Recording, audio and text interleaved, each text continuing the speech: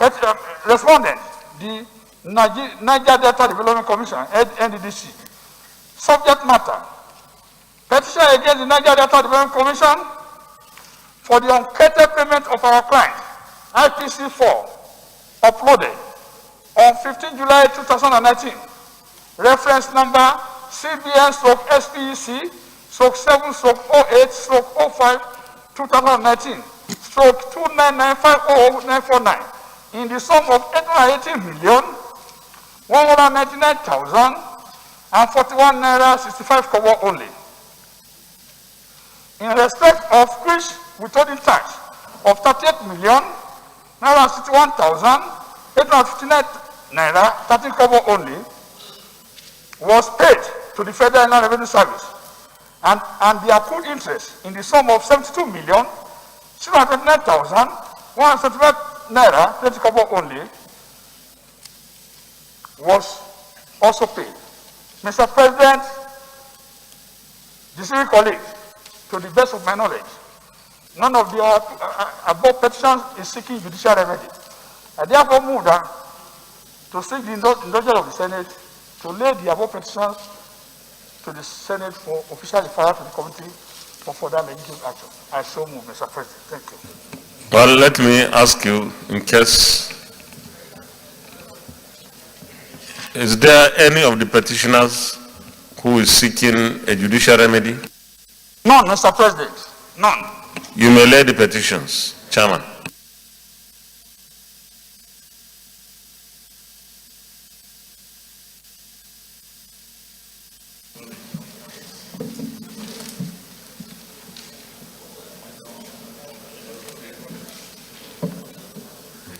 The petitions are referred to the Senate Committee on Ethics, Privileges, and Public Petitions to report back within 4 weeks. Any more petitions? Leader of the Senate. Mr. President, my highly respected and distinguished colleagues, the first business of the day is the presentation of our bill standing in the name of distinguished Senator Chukwuka Utazi on the Federal Medical Center of Bukwa in Suka, Enugu State Establishment Bill 2021. Mr. President, you may wish to invite the Clerk of the Senate to read the short title of the bill. Clerk of the Senate. Mr. President, distinguished senators, Federal Medical Center of Bukwa in Suka, Enugu State Establishment Bill 2021, SB 599, first reading. Federal Medical Center of Bukwa, Nsuka, Enugu State Establishment Bill 2021, SB 599, first reading taken. Leader of the Senate. Mr. President, my highly respected and distinguished colleagues, the second business of the day is the presentation of our bill standing in the name of distinguished Senator Ifeanyi Uba on the Federal Orthopedic Hospital Ukpo, Anambra State Establishment Bill 2021. Mr. President, you may wish to invite the Clerk of the Senate to read the short title of the bill. Clerk of the Senate. Mr. President, distinguished senators, Federal Orthopedic Hospital Ukpo, Anambra State Establishment Bill 2021, SB 598, first reading. Federal Orthopedic Hospital Ukpo, Anambra State Establishment Bill 2021, SB 598, first reading taken. Leader of the Senate. Mr. President, my highly respected and distinguished colleagues, the third business of the day is the presentation of our bill standing in the name of distinguished Senator Sadiq Suleiman Umar on the Federal College of Education, Kayama Establishment Bill 2021. Mr. President, you may wish to invite the Clerk of the Senate to read the short title of the bill. Clerk of the Senate. Mr. President, distinguished senators, Federal College of Education, Kayama Establishment Bill 2021, SB 655, first reading. Federal College of Education, Kayama Establishment Bill 2021, SB 655, first reading taken. Leader of the Senate. Mr. President, my highly respected and distinguished colleagues, the fourth business of the day is the presentation of a bill standing in the name of distinguished Senator Nicholas Olubukola Tofohomo on the Nigeria Cocoa Development Council Establishment Bill 2021. Mr. President, you may wish to invite the Clerk of the Senate to read the short title of the bill. Clerk of the Senate.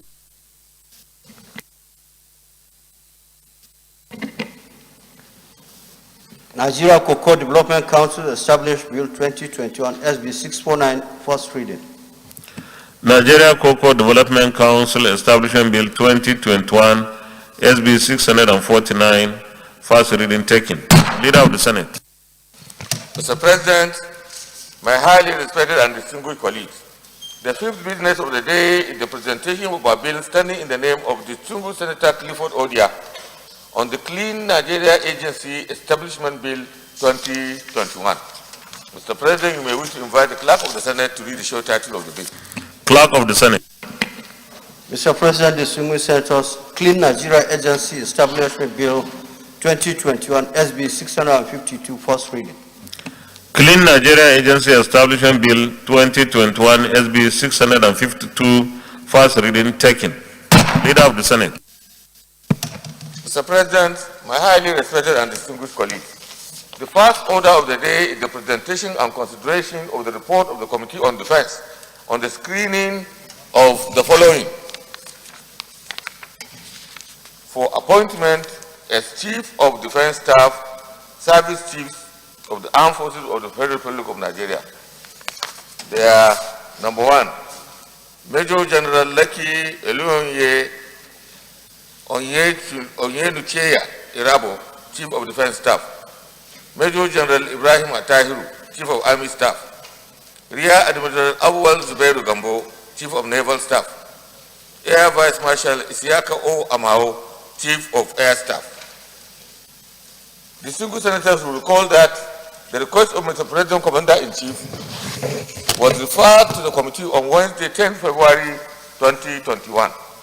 Mr. President, you may wish to invite distinguished Senator Aliu Magatakarda Wamako, Chairman of the Committee on Defense, to move the motion for the presentation and consideration of the report. Distinguished Senator Aliu Magatakarda Wamako. Mr. President, my dear colleagues, I move that the Senate do receive and consider the report of the Joint Committee on Defense for the confirmation of nomination of the following persons for appointment as Chief of Defense Staff and substitutes for the Armed Forces of Federal Republic of Nigeria. They are Major General Lucky E.O. Irabo, Chief of Defense Staff; Major General Ibrahim Atahiru, Chief of Army Staff; Rear Admiral Awad Zubairu Gambo, Chief of Naval Staff; Air Vice Marshal Ishaka O. Amao, Chief of Air Staff. Mr. President, I so move. Senator Betty Yoselin Apiafi. You may second, please. Mr. President, distinguished colleagues, my name is Betty Apiafi. I represent Rivers West Senatorial District. I'm from Rivers State. I rise to second the motion as moved. I so second. Distinguished colleagues, those in favor of the motion that the Senate do receive and consider the report of our Committee on Defense, say aye. Those against, say nay. The ayes have it. Chairman, you may lead the report, please.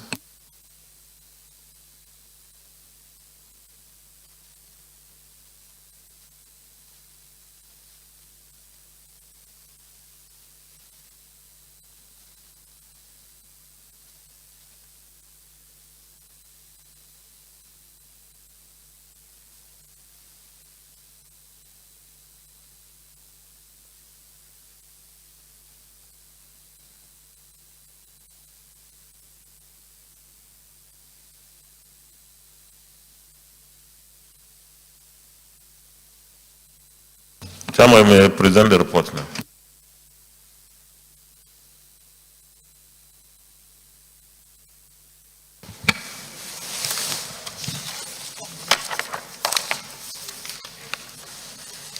Mr. President, my distinguished colleagues, the Senate may recall that at a sitting on Monday, 10 February 2021, considered the request of Mr. President and Commander-in-Chief of the Armed Forces of this country on confirmation of nominations of the Chief of Defense Staff and Service Chiefs of the Federation of Nigeria as follows. 1. Major General Lucky E.O. Irabo, Chief of Defense Staff. 2. Major General Ibrahim Atahiru, Chief of Army Staff. 3. Admiral Awal Zubairu Gambo, Chief of Naval Staff. 4. Air Vice Marshal Isaka Oladayo Amao, Chief of Air Staff. The Senate referred the assignment to the Joint Committee via the votes and procedure of Wednesday, 10th February 2021, and the referral letter dated Thursday, 11th February 2021 for further legislative action, report back within 2 weeks.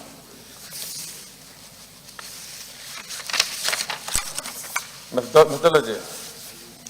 The committee wrote to the Special Assistant to the President of National Assembly Matters Senate to forward the following document of the nominees. 1. Curriculum vitae. 2. Credentials. 3. Birth certificate or age declaration. 3. NYC discharge certificate. 4. Code of conduct form. Mr. President, my respected colleagues, there is no petition against any of the 5 or 4 nominees.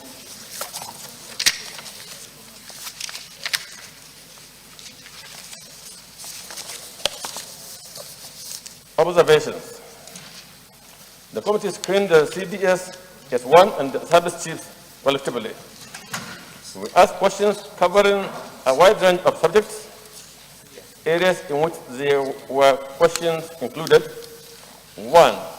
Ethics and integrity. 2. Professional skill and experience.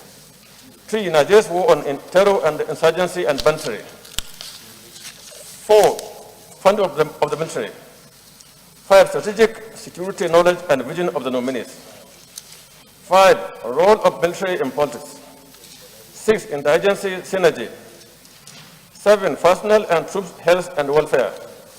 8. Leadership style and temperament. 9. Strategic communication skill. 10. Decisiveness as a leader.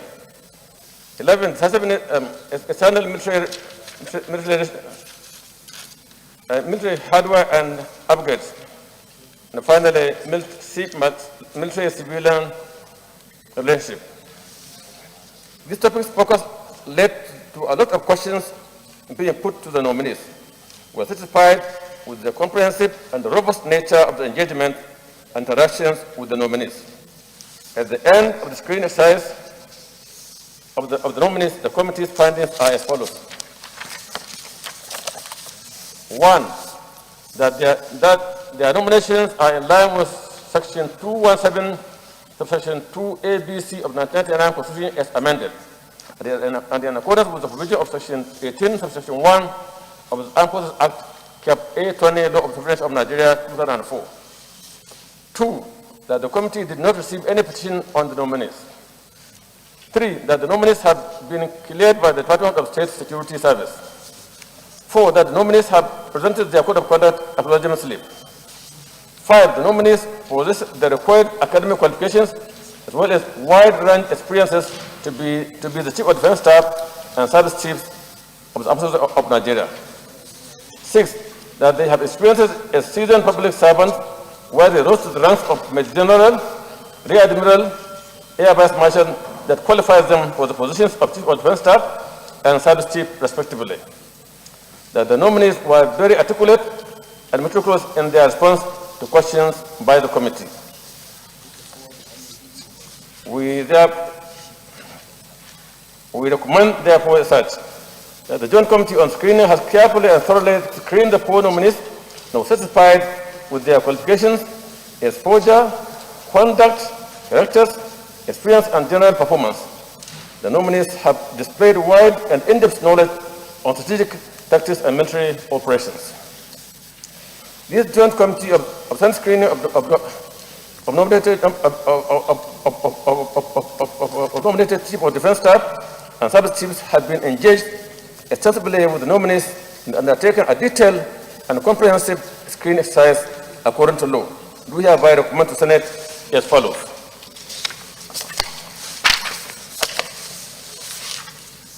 That Major General Leke E.O. Erabu be confirmed the Chief of Defense Staff of the Armed Forces of Nigeria, having successfully undergone the screening process of this committee. 2. That Major General Ibrahim Atahiru be confirmed the Chief of Army Staff of the Armed Forces of this country, having successfully undergone the screening process of this committee. 3. That Rear Admiral Awad Zubairu Gambo be confirmed as Chief of Naval Staff of the Armed Forces of this country, having successfully undergone the screening process of this committee. 4, that Air Vice Marshal Isaka Oladayo Amao be confirmed as Chief of Air Staff of the Armed Forces of Nigeria, having successfully undergone the screening process of this committee. Above is hereby submitted to the Senate at Plenary for consideration. Conclusion. Mr. President, my distinguished colleagues, on behalf of this joint Defense Committee, I wish to thank the leadership of the Senate and the entire Senators for the confidence reposed in us to undertake this national assignment on behalf of the distinguished Senators of this chamber. Thank you and God bless. Thank you. Any comments? Yes, Senator Barrow. Thank you, Mr. President. I am Senator Barrow Jibrin. I represent Kano North. Mr. President, clearly it is shown in this report that going by the resume of these nominees, that they are highly capable and up to the task they are nominated for. The screening exercise also clearly shows this. Therefore, I think that without much ado, that this Senate gives its nod for the confirmation of these nominees. Because I believe, I think most of my colleagues here also believe, that these nominees are capable of spearheading our desire, our drive to bring security to this country. Therefore, as I said earlier, without much ado, the Senate should give the note for their confirmation. I so submit. DSP. Thank you, Mr. President. Ugi Omo Agege, Delta Central Senatorial District.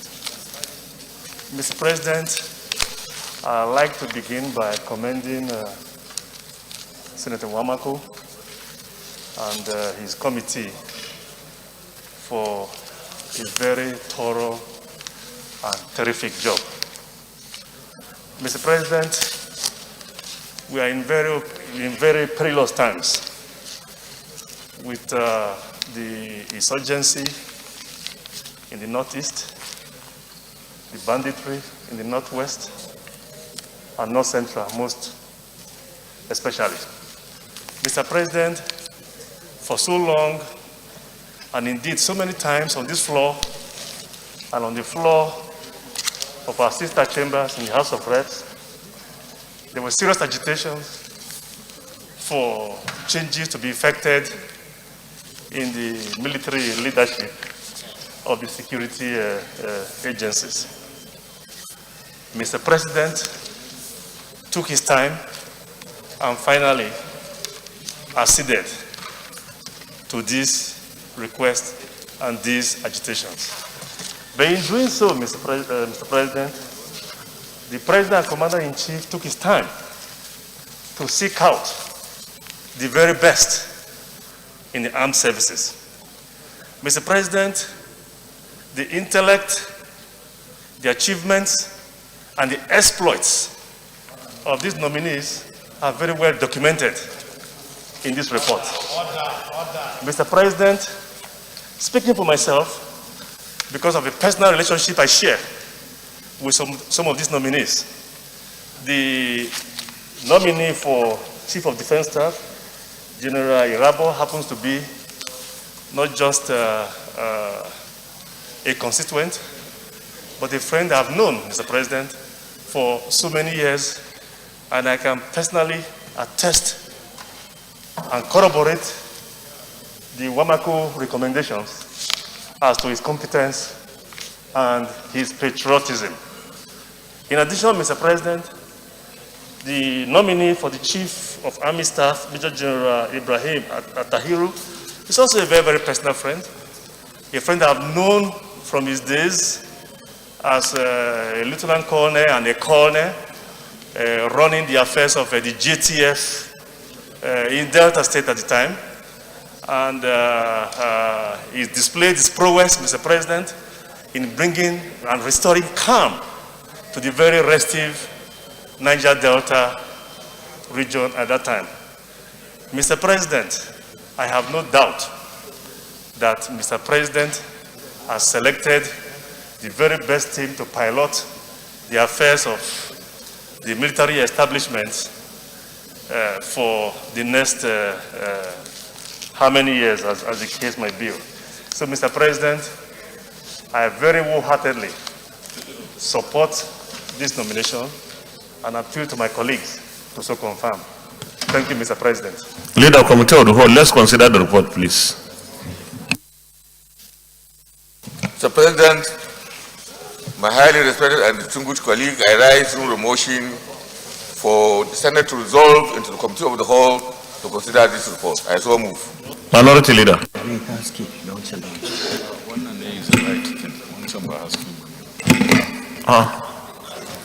Excuse me, please. Minority Leader, why are you not going to speak? Oh, you have appointed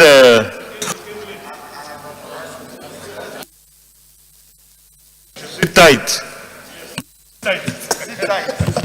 Mr. President, my very distinguished colleagues, I rise to second the motion as moved by the leader. Distinguished colleagues, those in favor of the motion moved by the Senate leader and seconded by the by the acting leader, by the acting minority leader.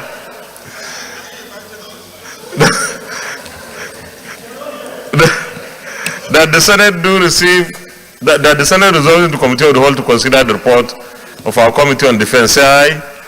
Those against say nay. The ayes have it.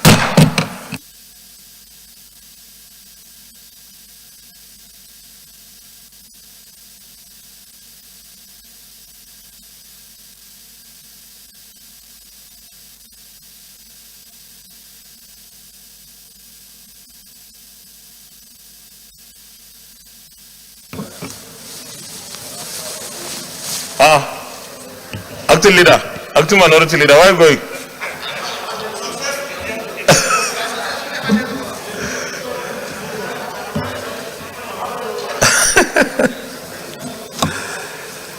Okay, distinguished colleagues, we do approval. Will the Senate approve the nomination of Major General Laki Elonye Onyenechea Irabo as Chief of Defense Staff? Those in favor say aye. Those against say nay. The ayes have it. Will the Senate approve the nomination of Major General Ibrahim Atahiru as Chief of Army Staff? Those in favor say aye. Those against say nay. The ayes have it. Will the Senate approve the nomination of Rear Admiral Awal Zubairu Gambo as Chief of Naval Staff? Those in favor say aye. Those against say nay. The ayes have it. Will the Senate approve the nomination of Air Vice Marshal Isiaka O. Amao as Chief of Air Staff? Those in favor say aye. Those against say nay. The ayes have it. Leader of the Senate. Mr. President, I rise to move a motion for the chair to report progress. I so move. Mr. Chairman, I rise to second the motion that we revert to plenary to report progress. Distinguished colleagues, those in favor of the motion that the Senate reverts to plenary for the chair to report progress, say aye. Those against say nay. The ayes have it.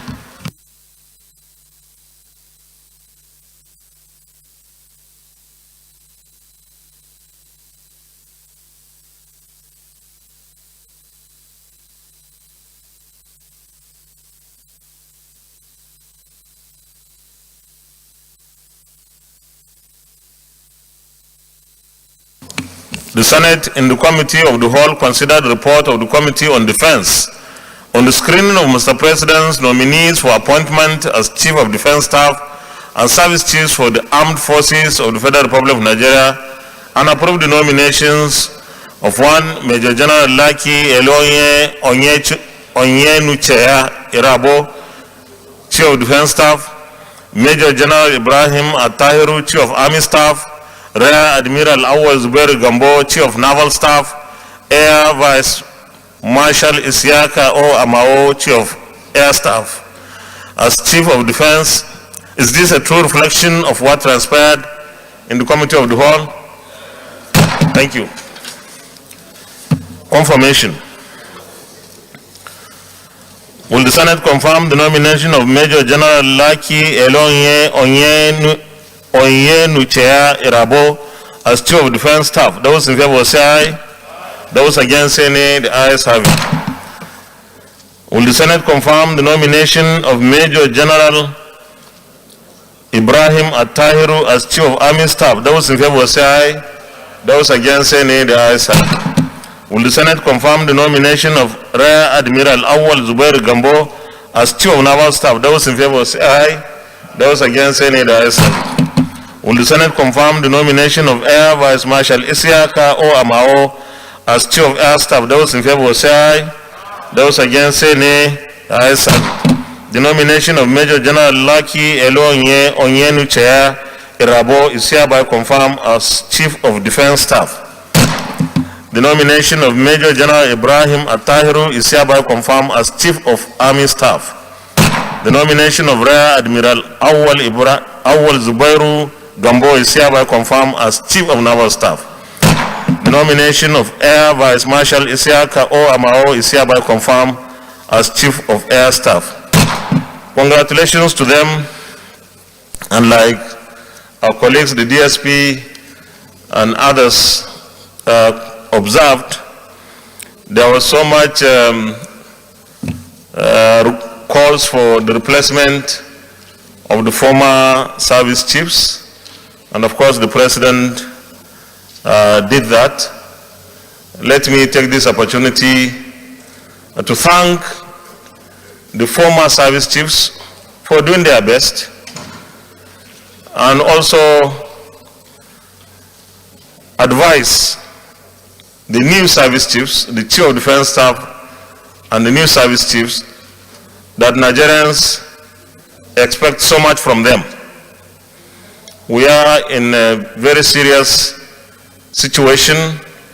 The security situation must be improved, and the bulk is now going to stop on their tables as far as operations are concerned. We in the National Assembly, particularly in the Senate, will continue to support our armed forces in whatever way is possible. We believe that there is no better investment today in Nigeria, and indeed at any time, than investing in the security of our country to protect the lives and the property of our people. And therefore, we'll continue to support them, but we expect excellence. We expect them, our armed forces, to take the fight to the insurgents, to take the fight to the bandits. In a situation where bandits will come to a school, take over 300 students on motorcycles and disappear into the thin air without any trace, is not acceptable. Something has to give, because apparently this is becoming an industry. Some people are benefiting from this, and we have to unravel who these people are and fight bandits and insurgents until we rescue our country. Let me also advise the service chiefs that there must be interagency cooperation. There must be interagency cooperation. The Army, the Air Force must coordinate their activities because they are supposed to have complementary roles, and so on and so forth. So with this, I wish them all the success, and we promise them, and indeed Nigerians, that we will support them in whatever way is possible, that the Parliament will come to their support. Congratulations once again. Leader of the Senate. Mr. President, my highly respected and distinguished colleagues, the second order of the day is the presentation and consideration of the report of the Committee on Establishment and Public Service on the Chartered Institute of Forensic and Investigative Professionals of Nigeria, Establishment Bill 2021. The single senator will recall that the bill was referred to the committee on Tuesday, 16 February 2021. Mr. President, you may wish to invite distinguished Senator Ibrahim Shekarau, Chairman of the committee, to move the motion for the presentation and consideration of the report. Distinguished Senator Ibrahim Shekarau Sadona. Thank you, Mr. President. Distinguished colleagues. Mr. President, I rise to submit the report of my committee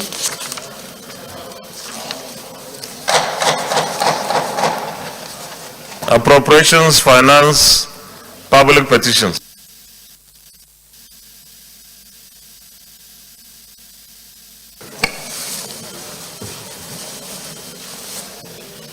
I move to submit the report of the committee on the establishment of public service on a bill for an act to establish the Chartered Institute of Forensic and Investigative Professionals of Nigeria for effective regulation, registration of members, and determination of what knowledge and skills that a practitioner is required to attain in order to qualify to practice as a forensic and investigative professional, and for related matters, 2021 SB 615.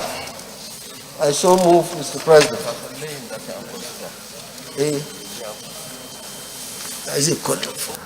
I need a seconder. Senator Ode Stephen Adi. Thank you, Mr. President. I rise to second the motion that the Senate do receive and consider the report as moved by Senator Shekarau. Thank you, Mr. President. Distinguished colleagues, those in favor that the Senate do receive and consider the report of our committee on establishment and public service, say aye. Those against, say nay. The ayes have it. Chairman, you may lead the report.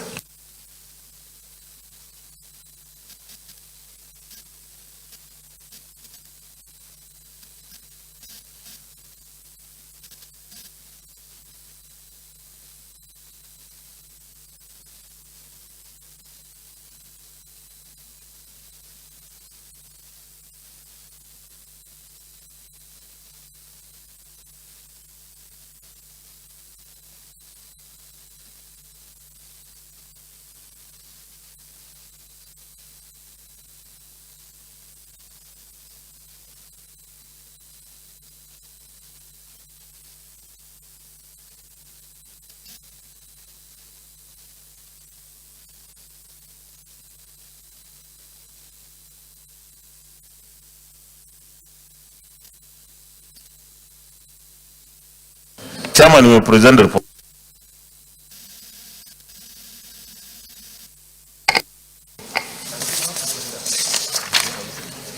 Thank you, Mr. President. Distinguished colleagues. The Senate of the Federal Republic of Nigeria, at its sitting on Tuesday, 16th February 2021, considered for the second reading the bill for an act to establish the Chartered Institute of Forensic and Investigative Professionals of Nigeria for effective regulation, registration of members, and determination of what knowledge and skills that a practitioner is required to attain in order to qualify to practice as a forensic and investigative professional and for related matters. The bill, Mr. President, was referred to the Senate Committee on Establishment and Public Service and was mandated to report back within 2 weeks.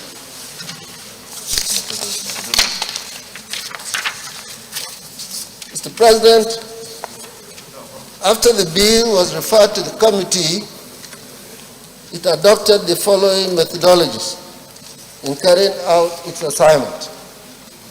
1. The committee held several meetings to consider the proposed bill and to map out best strategies in carrying out the assignment within the time given. 2. The committee based its reports on the public hearing held in the 8th Senate on Tuesday, the 6th of December 2016. Mr. President, distinguished colleagues, you may recall that the Forensic and Investigative Professional Bill was exhaustively discussed in both chambers of the National Assembly, in the 8th National Assembly, but was not assented to by the President and Commander-in-Chief of the Armed Forces of the Federation due to late passage before the expiration of the last National Assembly. Recommendations. The Committee on Establishment and Public Service Matters, Mr. President, after due consideration of the provisions of the bill, hereby recommends as follows: that the Senate do consider and pass the bill for an act to establish the Chartered Institute of Forensic and Investigative Professionals of Nigeria for effective regulation, registration of members, and determination of what knowledge and skills that a practitioner is required to attain in order to qualify for practice as a forensic and investigative professional, and for related matters. I so move, Mr. President. Any comments? Any comments? Any comments? Oh, sorry. Yeah, are you raising your hand? Okay, Senator Adiola, Salamu. Thank you, Mr. President. Very distinguished colleague. Let me commend the chairman of the committee for the job well done. Mr. President, I just want to raise one very important issue, and I want a clarification from the chairman. Because in this report, it refers to the 8th Senate that exhaustively we have discussed this particular bill, which I'm not in doubt of because I was member of the 8th Senate. Mr. President, I want to ask that during the 8th Senate, there are fundamental observations that was raised on this particular bill. And I strongly believe that that was what led to the President refusing to assent his signature on the bill. The question here is this: all the observations that was raised during the 8th Senate, have the observation been exhaustively discussed at the committee level? If the answer is yes, we can't see the observation here and the recommendation thereon that can guide our line of thought towards considering this bill and passing it into law for second reading. I so submit, Mr. President. Leader of the Senate, Committee of the Whole. Mr. President, my highly respected and distinguished colleagues, before I go on to Committee of the Whole, I just want to briefly address some of the issues that have been raised by Senator Adiola. Some of the issues that he's talking about that have been raised in the 8th Senate, have been considered. And you recall that when the 9th Senate came on board, there were certain bills that were returned.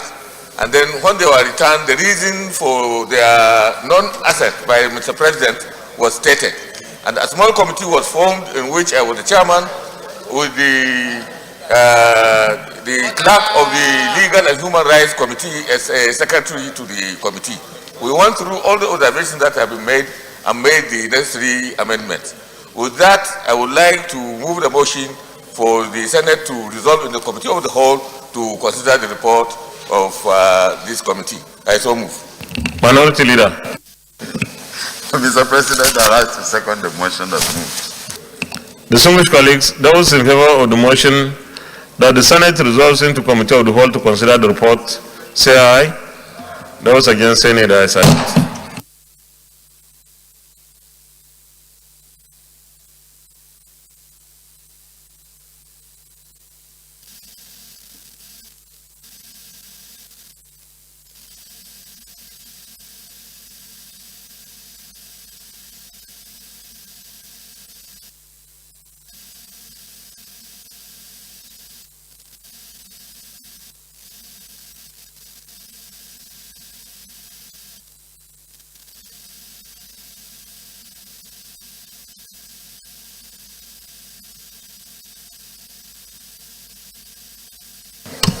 Distinguished colleagues, Chief Whip.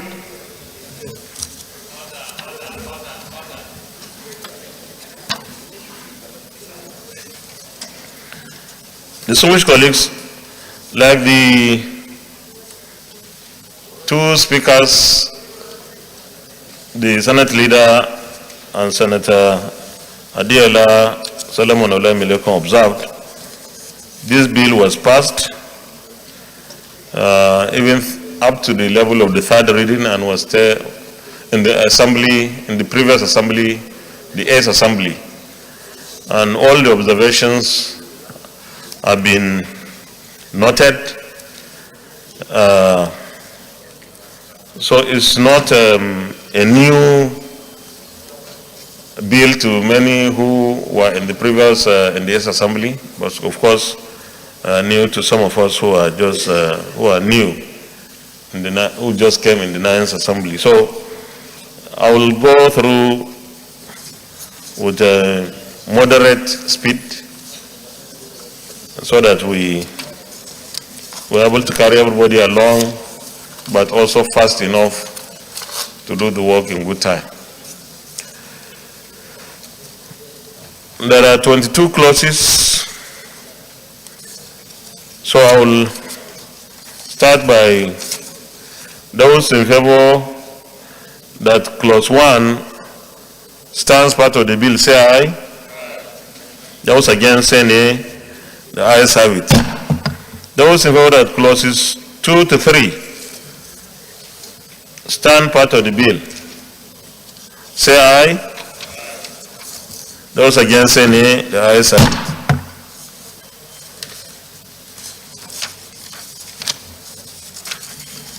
Clause 4,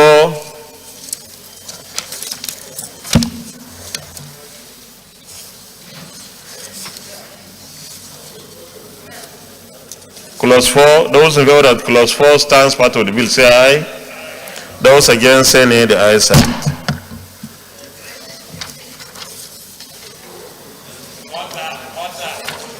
Clause 5,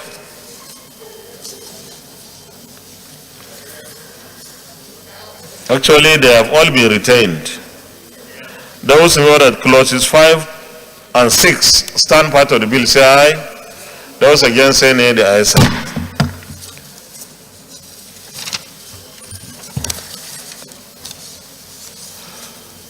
Clause 7 and 8, clauses 7 and 8.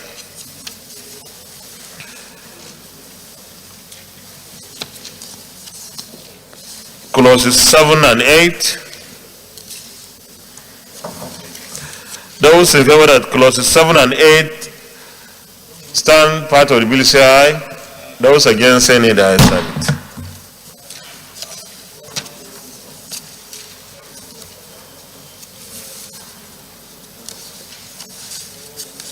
Clauses 9 and 10. Clauses 9 and 10. Those in favor that clauses 9 and 10 stand part of the bill say aye. Those against say nay, the ayes have it.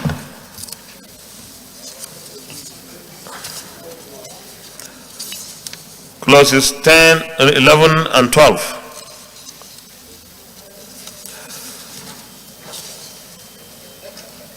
Those in favor that clauses 11 and 12 stand part of the bill say aye. Those against say nay, the ayes have it. Clauses 13 and 14.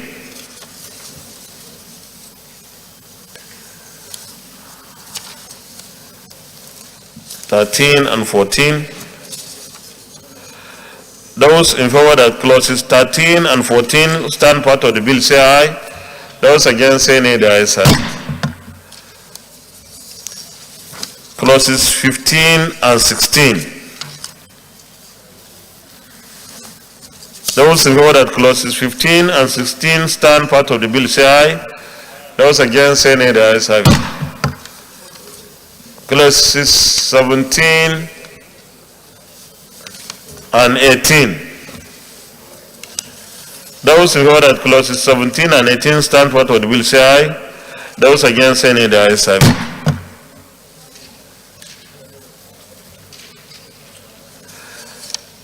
Clauses 19 and 20.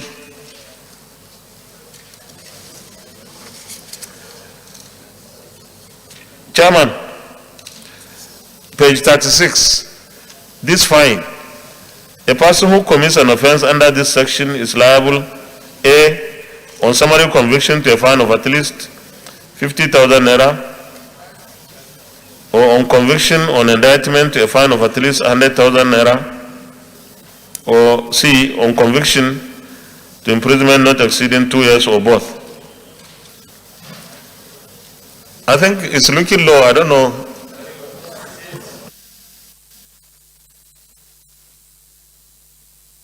Let's listen to the chairman. Why do we have 50,000 naira or 100,000 naira? I think, Mr. President, probably, as we mentioned earlier, this bill was considered some few years back. Probably, if we're thinking of the current dispensation, perhaps this could be raised, but I suggest that in view of that, we can retain this in spite of its low level, and we can double each of it in view of the current situations. But I think 2, 3, 4 years back, this was applicable and acceptable.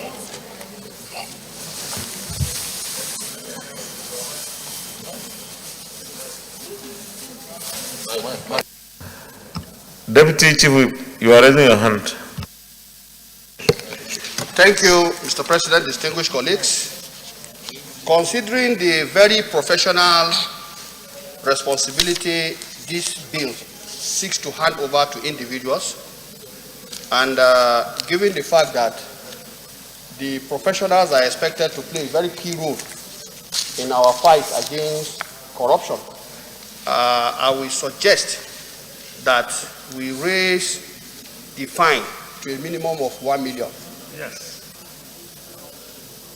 So, in that case, I want to propose as follows.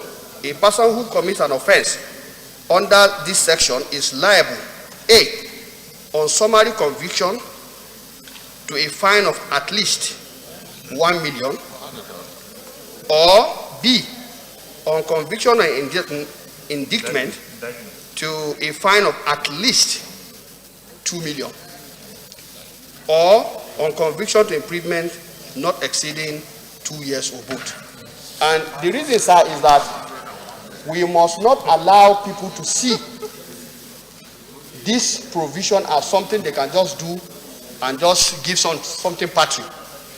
And I believe the individual members which this section is referring to will have been practicing. And of course, this kind of amount of money will not be small in the eyes of the law. Thank you. Yeah. Senator Adiola, assalamu alaikum. You raise your hand.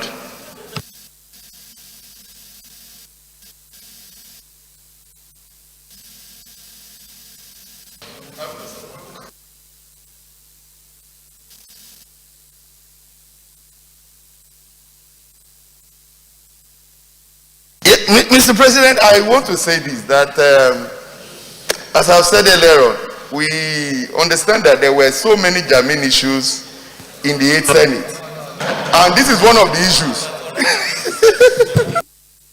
You are supposed to, we are voting on the clauses, so it's not second reading debate or something like that. Deputy Minority Leader.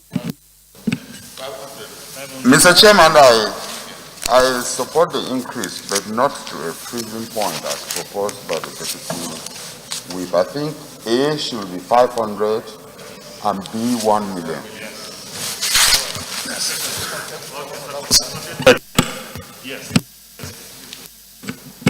Seconded by the DSP. So those in favor that clauses 19 and 20 as amended stand part of the bill, say aye.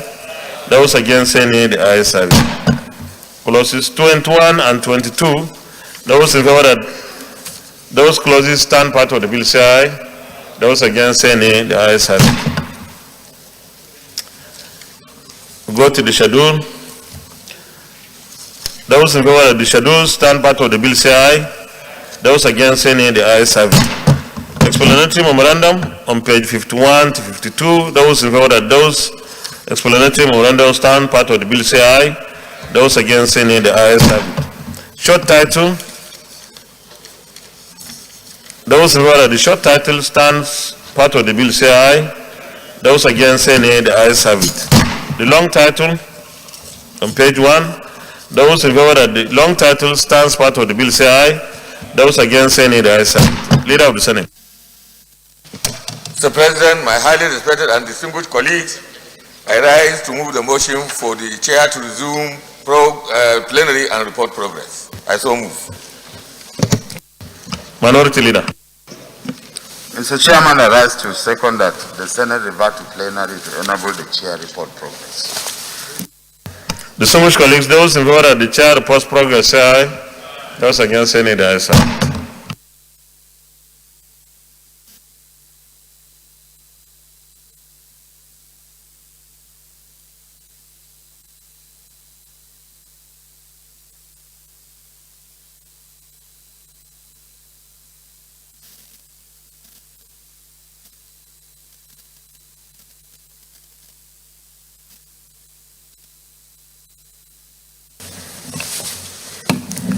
Distinguished colleagues, the Senate and the Committee of the Whole considered the report of the Committee on Establishment and Public Service on the Chartered Institute of Forensic Investigative Professionals of Nigeria Establishment Bill 2021 and approved as follows: clauses 1 to 18 as recommended, 19 as amended, 20 to 21 as recommended, schedules 1 to 4 as recommended, explanatory memorandum as recommended, short title as recommended, long title as recommended. Is this a true reflection of what transpired in the Committee of the Whole? Thank you.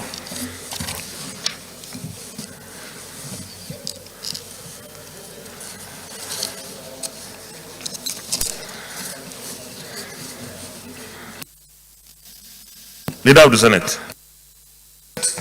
My highly respected and distinguished colleagues, I move the motion that the Chartered Institute of Forensic and Investigative Professionals of Nigeria Establishment Bill 2021 be now read the third time.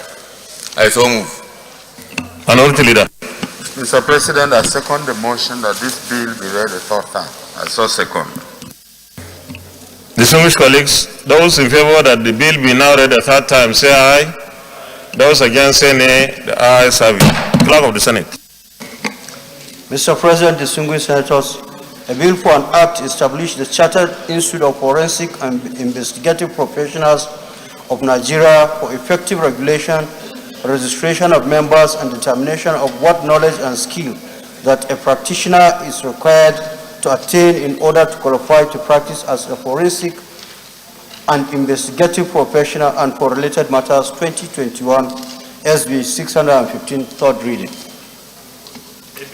A bill for an act to establish the Chartered Institute of Forensic and Investigative Professionals of Nigeria for effective regulation, registration of members, and determination of what knowledge and skills that a practitioner is required to attain in order to qualify to practice as a forensic and investigative professional and for related matters 2021, third reading taken and the bill is passed. Congratulations, and I want to congratulate all our accountants, both in private and public service, and advise that this new institute should provide the kind of services that will ensure that corruption, particularly in the public sector, but generally in both private and public sectors, are easily identified and nipped in the bud. We don't have to have EFCC chasing people. I think if we can nip in the bud, we'll reduce the chances of people doing away with billions. With this, I want to congratulate the association and the institute itself, the members. Congratulations. Leader of the Senate. Mr. President, my highly respected and distinguished colleagues, the third order of the day is the presentation and consideration of the report of the Committee on Women Affairs on the Child's Rights Act 2003 Amendment Bill 2021. Distinguished senators will recall that the bill was referred to the committee on Tuesday, 17th March 2020. Mr. President, you may wish to invite distinguished Senator Betty Apiafi, Chairman of the committee, to move the motion for the presentation and consideration of the report. Distinguished Senator Betty Apiafi. Mr. President, distinguished colleagues, my name is Betty Apiafi. I represent Rivers West Senatorial District. I'm from Rivers State. Mr. President, I move that the Senate do receive and consider the report of the Committee on Women Affairs on the Child Rights Act 2003 Amendment Bill. I so move. Senator, distinguished Senator Akon King.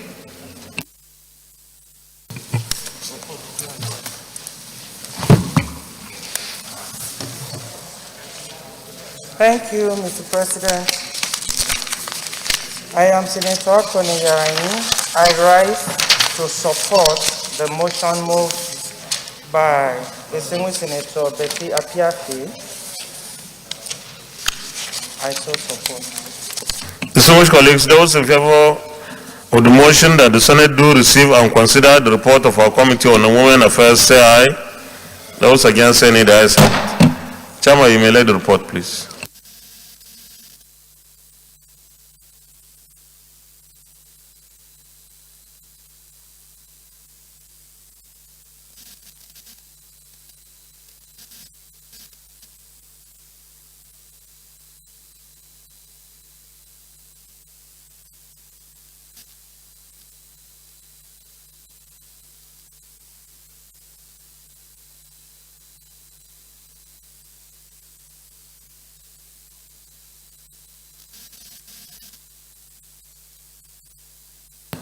Chairman, we are waiting for you to present the report, please. Yeah, you can see him after the session.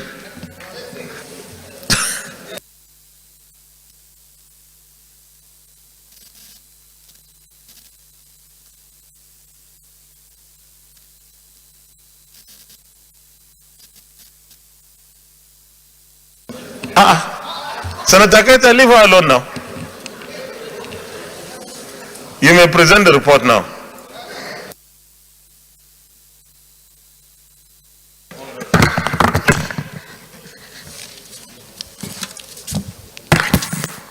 Mr. President, distinguished colleagues, report of the Senate Committee on Women Affairs on the Child Rights Act 2003 Amendment Bill. To provide that a convicted person, a person convicted of any sexual offense, to not be suitable to work with children. This bill amendment was introduced on the 17th of March, 2020. And was assigned to referred to the Committee on Women Affairs. The primary objective of this bill seeks to achieve the following: to guarantee and protect the Nigerian child by excluding certain categories of persons from being employed either as caregivers, teachers, or in other circumstances that may expose or make such a child vulnerable or susceptible to sexual harassment or assault. And also to declare and prohibit persons convicted of sexual offenses, among others, to be unsuitable to work with children. It's a simple amendment, and the amendment is actually preventive in nature. And the recommendations from the committee is to maintain all the provisions of the bill as introduced by the amendment, and create a new section of 195A to take cognizance of all the amendments as proposed by the sponsor of the bill, but with a slight amendment on section 195A 1B. The committee thereby recommends the Senate to approve the recommendations of the Committee on Women Affairs on Child Rights Act 2003 Amendment Bill 2020. I so move. Any comments? Senator Amar Babakaita. Thank you, Mr. President. I rise to second the move as moved by Senator. No, you are supposed to make comments. Anyway, that is a comment, isn't it? Okay, Leader of the Senate, Committee of the Whole. Mr. President, my highly respected and distinguished colleagues, I rise to move a motion for the Senate to resolve into the Committee of the Whole to consider this very important report. I so move. Minority Leader. Mr. President, I rise to second the motion as moved. Distinguished colleagues, those in favor that the Senate resolves into Committee of the Whole to consider the report, say aye. Those against, say nay. The ayes have it.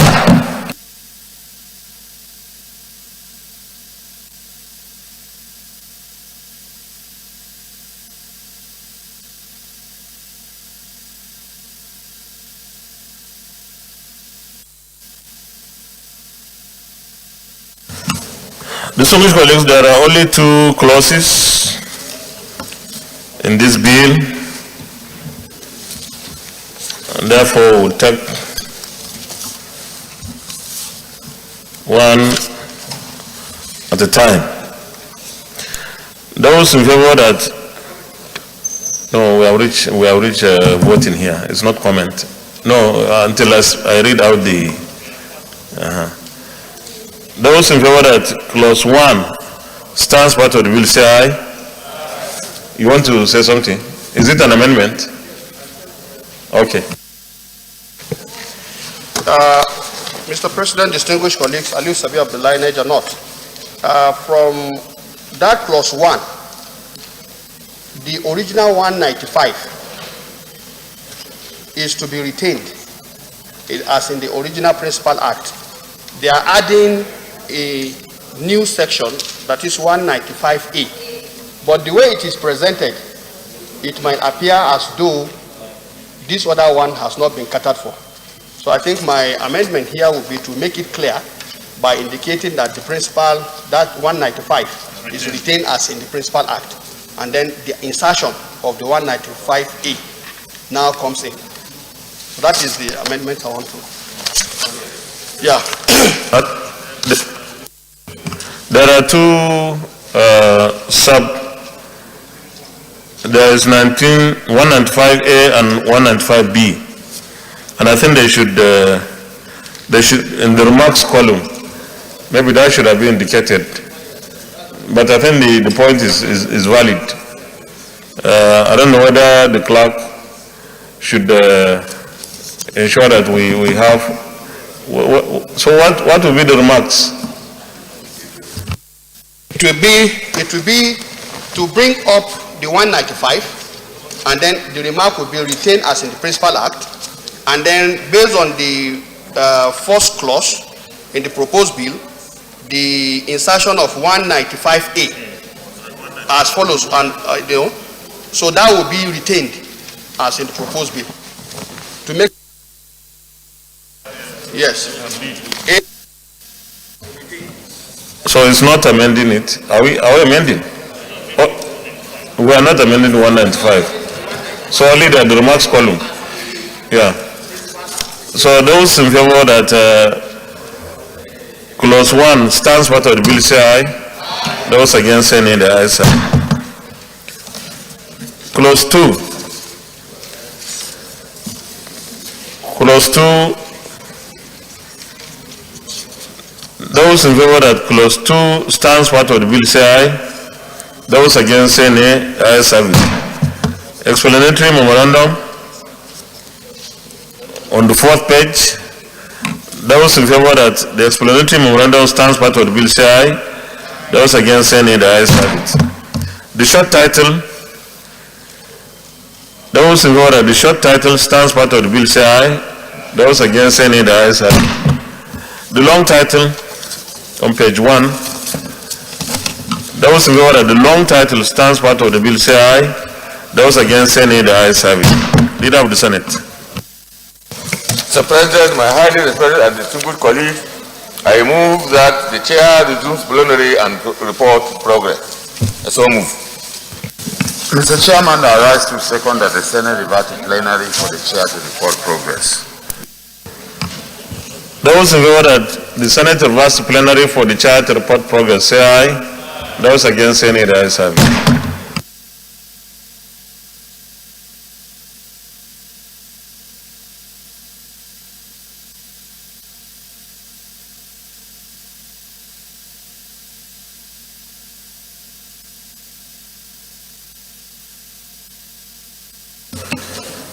Distinguished colleagues, the Senate and the Committee of the Whole consider the report of the Committee on Women Affairs on the Child Rights Act 2003 Amendment Bill 2021 and approved as follows.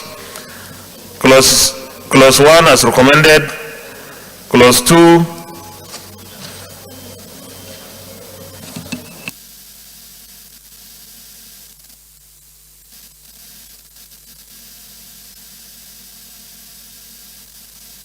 Okay. Clause 1 as recommended, explanatory memorandum as recommended, short title as recommended, long title as recommended. Is this a true reflection of what transpired in the Committee of the Whole? Thank you.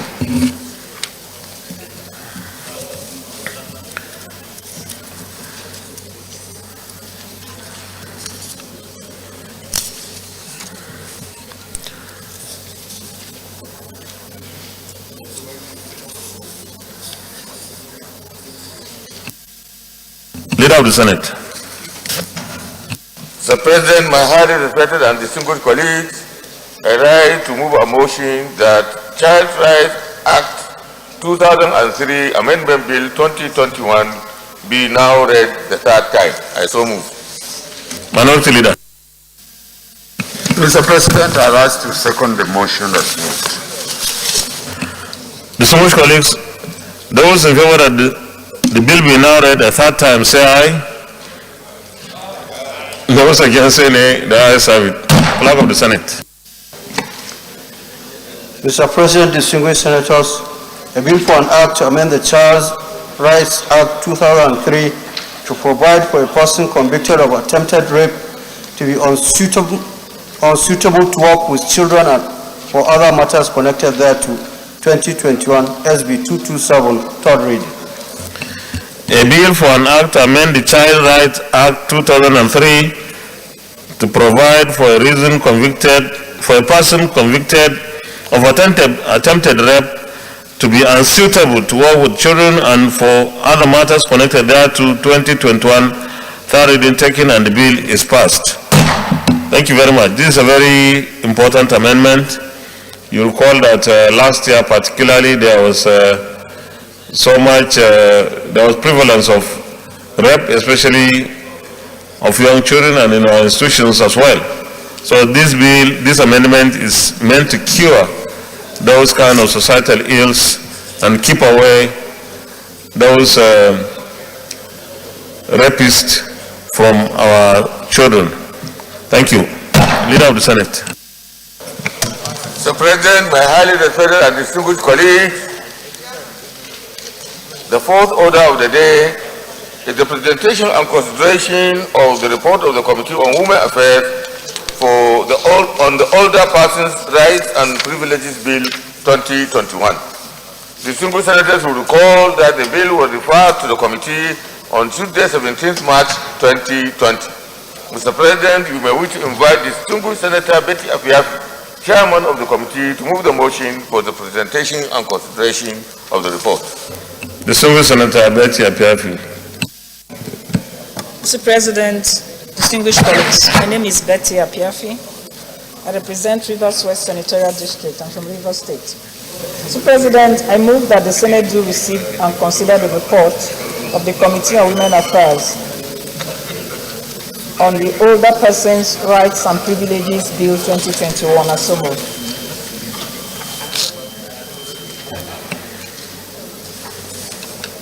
Any Senator? Okay, Jeff, please second. Thank you, Mr. President. Okay, Jeff, I represent Benue Northwest. I rise to second the motion assembly moved by Senator Apiafi. I so second. Distinguished colleagues, those in favor of the motion that the Senate do receive and consider the report of our Committee on Women Affairs say aye. Those against say nay. Chairman, you may lead the report, please.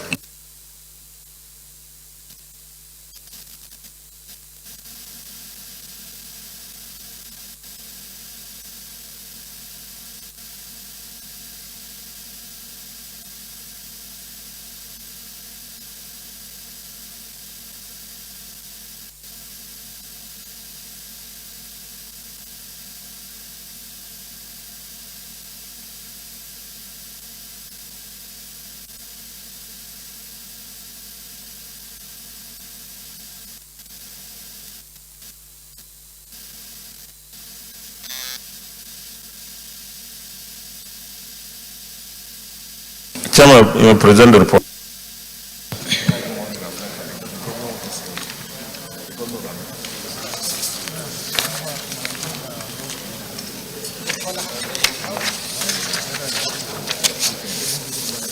Mr. President, distinguished colleagues, the report of the Senate Committee on Women Affairs on the Older Persons' Rights and Privileges Bill 2020.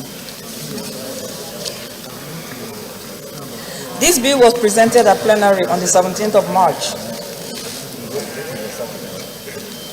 and was referred to the committee for further legislative action.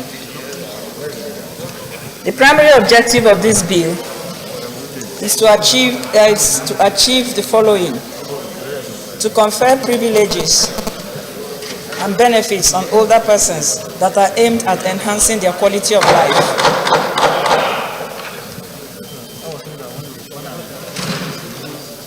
to strengthen and protect the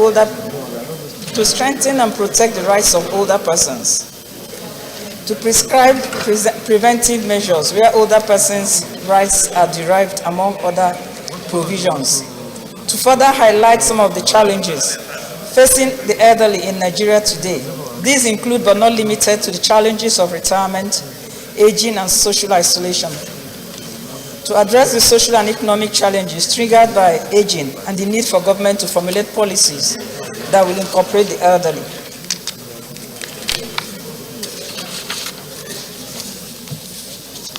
Mr. President and my colleagues, the bill is tailored to meet the critical needs and concerns of the elderly in Nigeria. It also seeks to provide certain rights and privileges to older persons in order to ensure health, economic relief, and protection for their social and civil rights, to compel all sectors to integrate old people in development, and it also prescribes punitive measures where the rights of older persons are denied, among other provisions.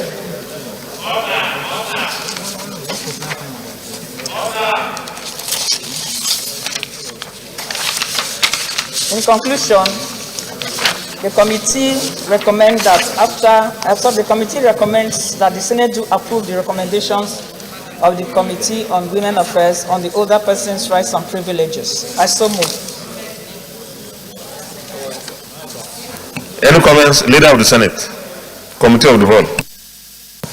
Mr. President, my highly respected and distinguished colleagues, I rise to move a motion for this distinguished chamber to resolve to the Committee of the Whole to consider this report.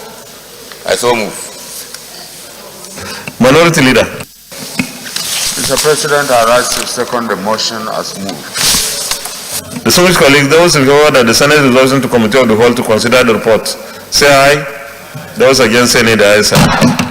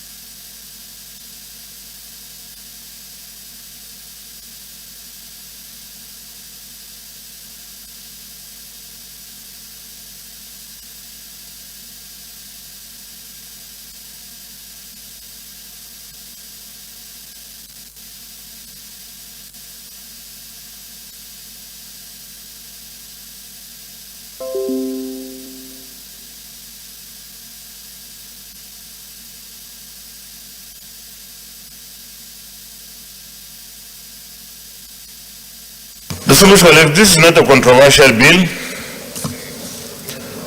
Almost everything is returned except in few cases. So we'll go at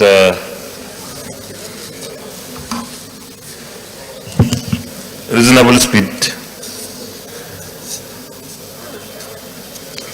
Those in favor that clauses 1 to 4 stand part of the bill, say aye. Those in favor that clauses 1 to 4 stand part of the bill, say aye. Those against, say nay. The ayes have it.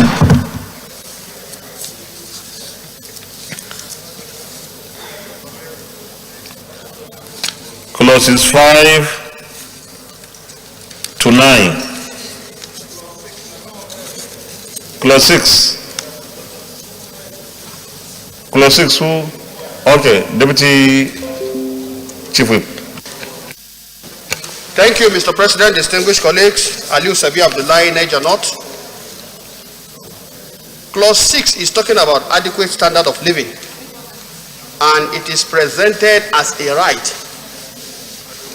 The way it is being captured, Mr. President, distinguished colleagues, I'm afraid definitely government will not be able to live up to this right.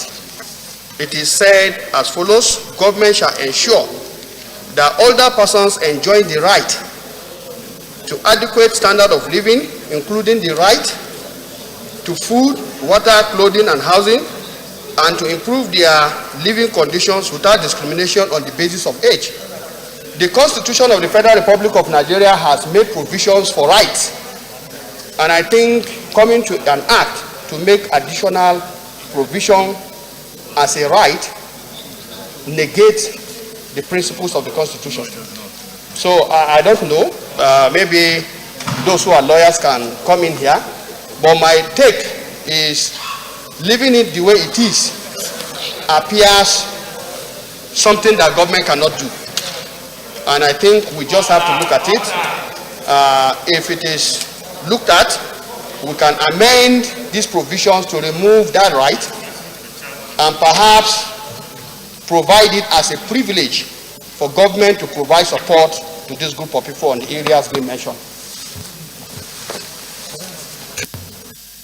Chairman, Senator Betty. Mr. Chairman, distinguished colleagues, the Constitution of the Federal Republic of Nigeria, in the fundamental objective and directive principle of state policy, states clearly that the security and welfare of the people shall be the primary purpose of government. And this is not justiciable because we don't have the law laid out the way we are laying it out now. So we are laying out the law properly so government will know clearly what its responsibilities are. And that is why it's deliberately laid out. That government is to provide food and housing for the elderly. Thank you, sir.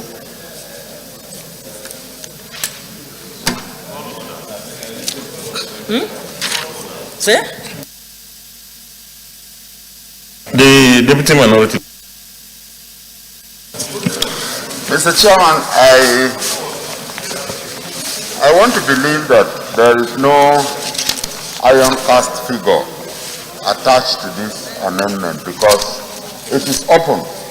As a matter of fact, we know it's the duty of government to take care of its citizens. Now, this becomes specific because of the age grade. And Mr. Chairman, to associate this with a right that must be strictly followed and expressing fears thereof is only where there is a figure attached, where you will say the government cannot provide this figure for maintenance of the old.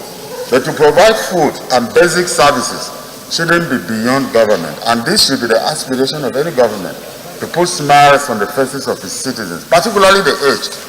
And as we borrow system processes of other clients, why can't we on our own begin to sit and initiate processes like this to put smiles on the faces of the old?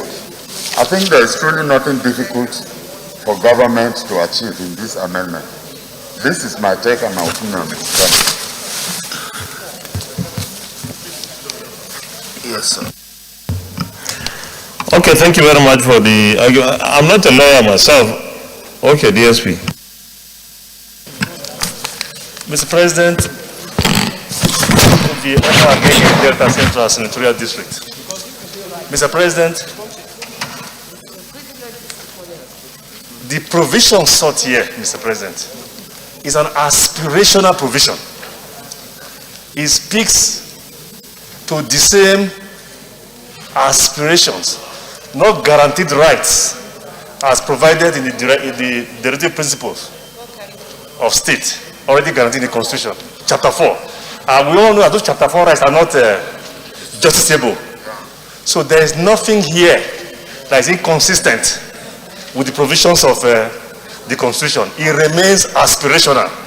To the extent that government is able to meet those needs, they will. But is it justiciable? No. So it is proper, Mr. President. Thank you. Senator Michael Opiah. Well, thank you, Mr. President, distinguished colleagues. First, I'm of the opinion that the title of the bill itself ought to reflect that this is an amendment bill. I want to believe it's an amendment bill. It is not. Okay. Because everywhere it says clause so retained and all that. So if it is not an amendment bill, I think it should have been presented in such a way that it's just a bill and not make it look as if it's a committee report. Secondly, Mr. President, regarding the clear provisions to which the distinguished Deputy President of the Senate just spoke, I align with the position that the reference to the Constitution here, it is to a part of the Constitution that the courts have consistently held to be non-justiciable.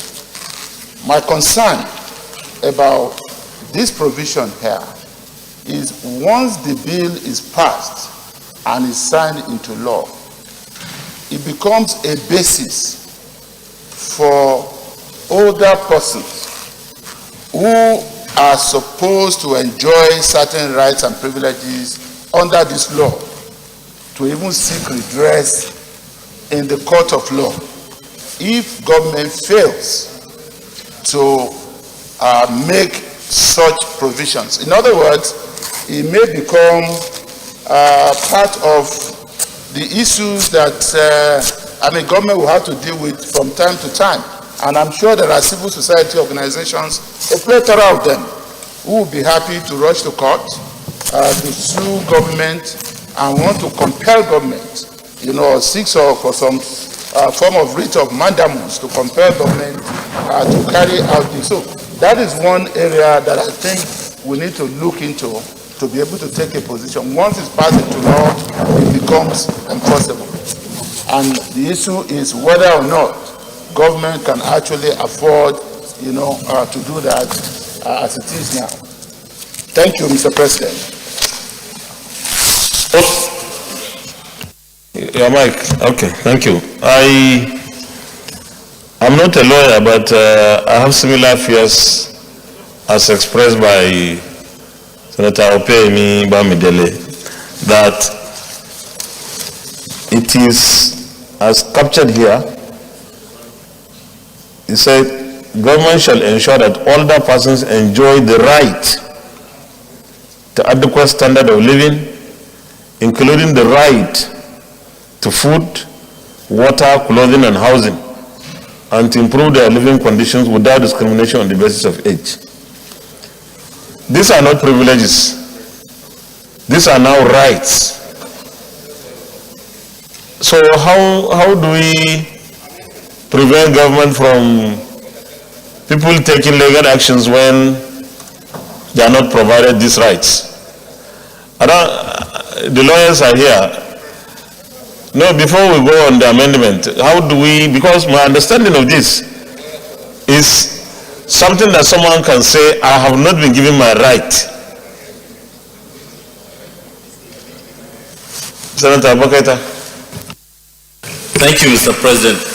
Mr. President, if I'm not a lawyer first, let me confess. But if what she is saying, that we are only going to provide in the homes, not for every old man, but those ones that are in old people's homes that we have, I think it's only fair that if your elderly are in those homes, they should be taken care of. So if it restricts that to the homes, then I think it makes sense here. But if it doesn't, then we have a big problem. I don't think either none of us can support that amendment. So she has further explanation to make, because here she is saying that she is only restricting her proposal to elderly homes.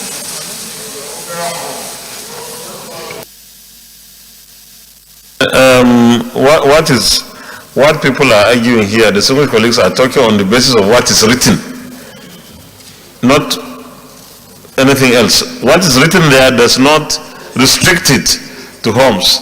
So we want this thing to pass, but we don't want a situation where government is not able to provide and then someone goes to court, says it's his or her right, and then government would be constrained. So how do you deal with this? Amendment, Deputy Chief Whip. Thank you, Mr. President. Once again, Aliu Sabi Abdullahi, Niger North. I would like to amend that clause to read as follows. Government shall ensure, where possible, that older persons will take out the right to enjoy adequate standard of living, including we take out the right to and put support for food, water, clothing, and housing, and to improve their living conditions without discrimination on the basis of age. I believe doing this makes it clear. I'm afraid this, where possible, government will just escape. I said there's no obligation. DSP.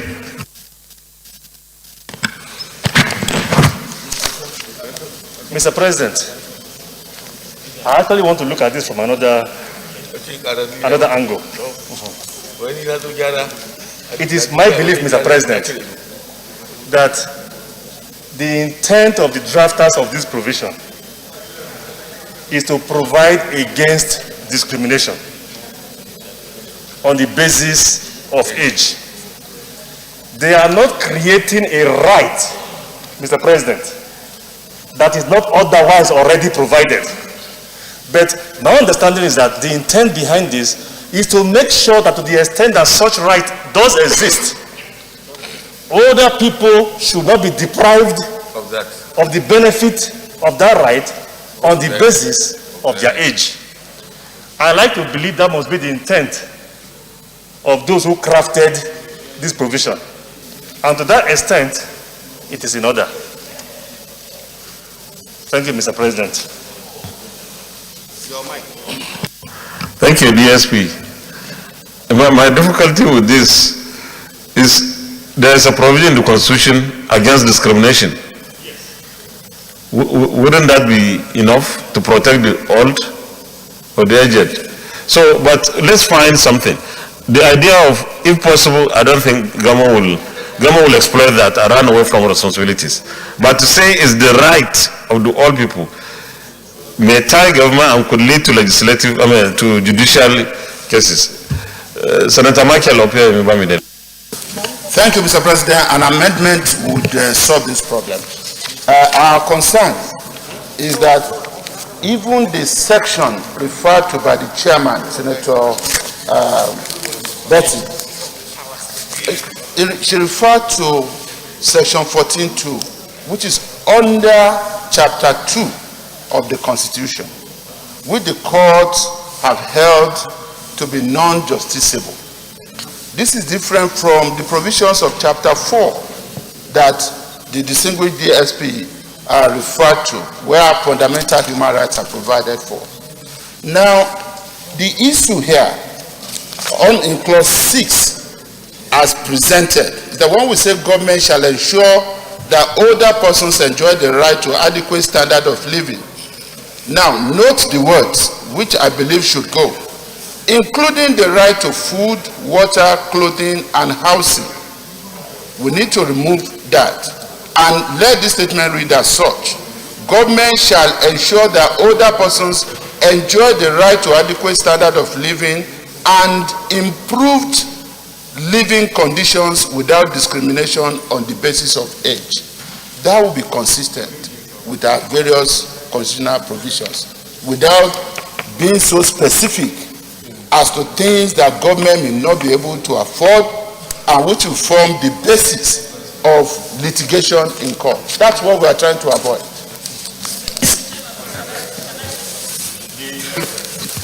Can I say something, please? Mr. Chairman, can I say something? I want to refer us. Sorry. Leader of the Senate. Mr. President, I think the whole issue here is about discrimination against people like me who are old. Therefore, I would want to put it in this way. Government shall ensure that older persons are not discriminated against in the enjoyment of rights to adequate standard of living, including the right to food, water, clothing, housing, and in the improvement of their living conditions. Yes. That older people, it's a question of discriminating against them. Older persons are not discriminated against. This presupposes that everybody has the right to... Leader, it means the rest of us who are not old have those privileges, those rights. That's what it means. I don't know, we just have to find a solution. Otherwise, the chairman. Mr. Chairman, distinguished colleagues, I'd like to refer us to section 4 of the bill. Section 4 of the bill says, government shall encourage and create enabling environment for the establishment of homes and hospices. That's actually part of, when we are talking about provision of adequate provision of housing. We're not talking about individual houses. This bill is also going to encourage the creation of enabling environment to provide homes for the elderly. That's maybe the understanding that is behind this bill. Not that individual houses are going to be built for individuals, no. But in Nigeria today, we don't have homes that take care of our elderly. Thank you. I think we have to find a solution now, but my problem with that, if you are not making it mandatory for government to build homes, but you are making it mandatory for government to provide those things, government will not build the homes. So we need to also ensure that it's not expressed as right. Otherwise, government will not be encouraged. Because if government thinks if it builds, it will have to provide everything we list, then government will not establish, and it will not be wrong if government doesn't, and it's bad. Senator Abdullah,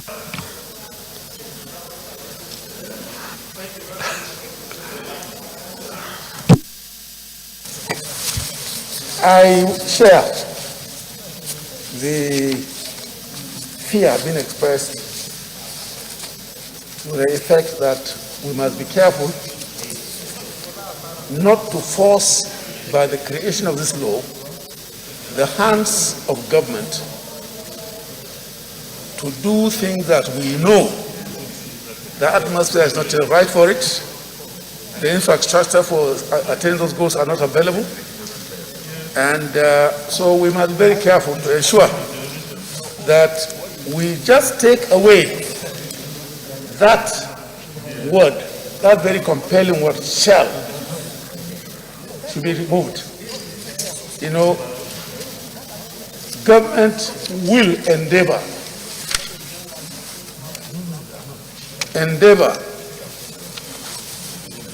to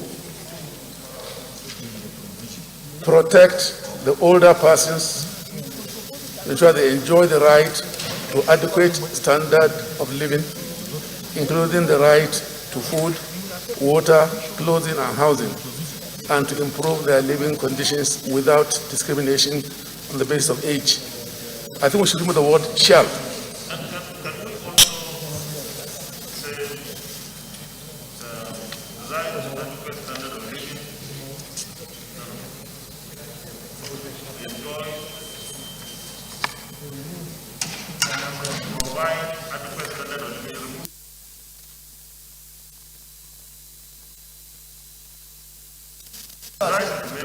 Correct my first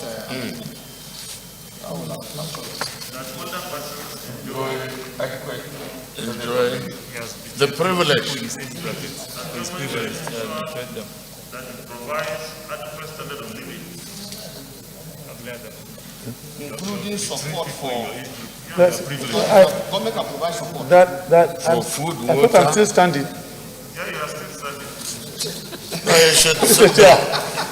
I still hold the view that the word that is compelling, which we are afraid of, is the issue of shall. And the right. And the right. If we can do some justice to those two words, instead of shall, to endeavor. What will have. Okay? And enjoy the opportunity or the privilege will ensure to adequate standard of living.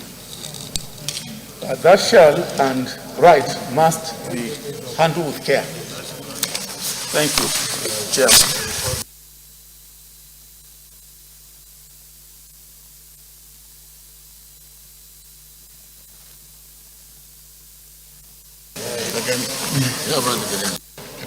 Thank you, Mr. President, distinguished colleagues. I want to say government shall ensure that older persons enjoying adequate standard of living, including support for food, water, clothing, and housing, and to improve their living conditions without discrimination on the basis of age. Now, by making it this way, when government is having the need to provide those supports, then there is no need to discriminate against older people. So that will have taken out the issue of the rights. But by saying shall ensure is something that government is now encouraged to do for this group of people.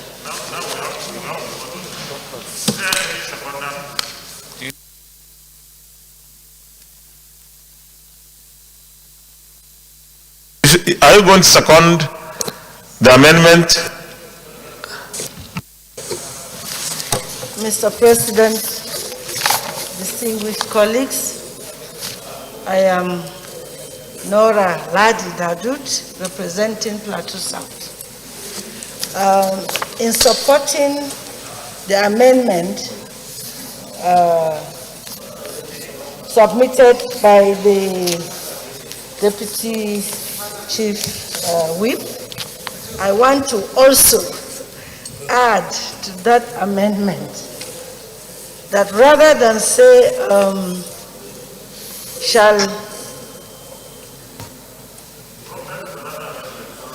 I said I want to add to it, or should I just say I would want to use the word access to adequate standard of living to avoid the word right as you presented, Mr. President.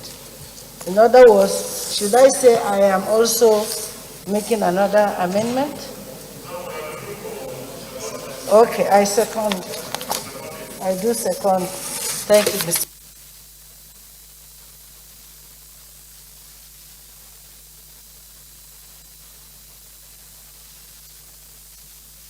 Okay, thank you, Mr. President, distinguished colleagues. Government shall ensure that older persons enjoying adequate standard of living, including support for food, water, clothing, and housing, and to improve their living conditions without discrimination on the basis of age. Back. At the risk of taking us back, this does not confer any responsibility on government, because it's neither here nor there. Government should provide. The word provide should be there. Otherwise, when you say should enjoy, maybe somebody else will do it somewhere.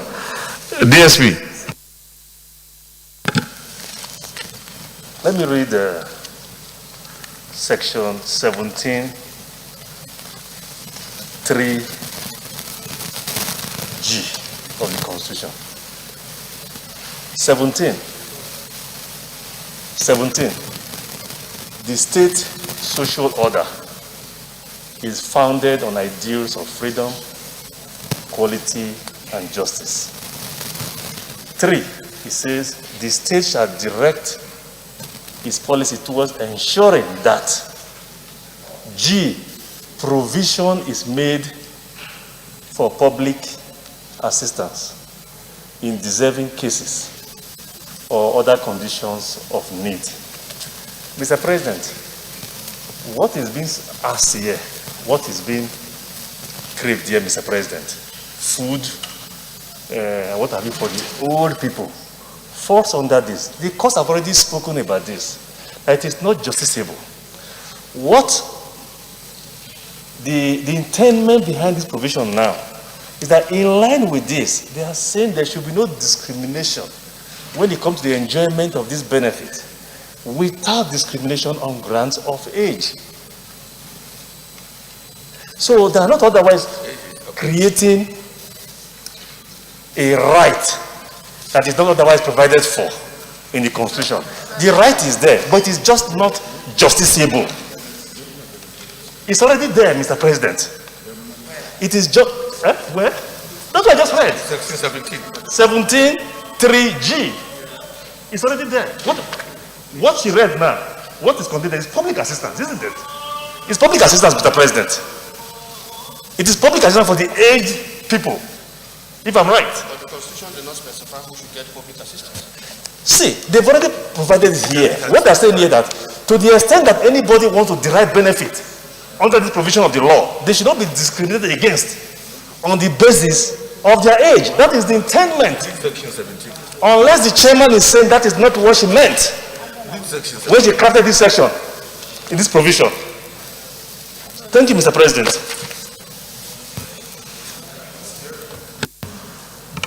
Thank you, Senator Alero.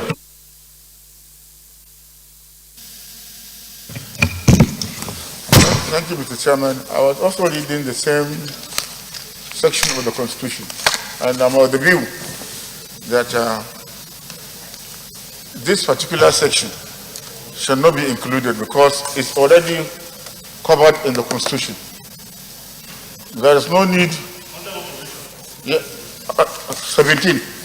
Yes. Mr. Chairman, with your permission, I would also want to read. The state social order is founded on ideas of freedom, equality, and justice. In furtherance of the social order, every citizen shall have equality of rights, obligations, and opportunities before the law. The sanctity of human person shall be recognized, and human dignity shall be maintained and enhanced.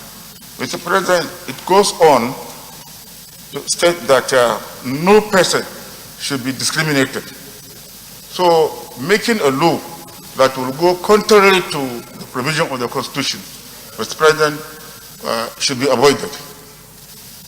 So I'm of view that we should completely delete that section. It should be expunged or delete, whatever. Thank you.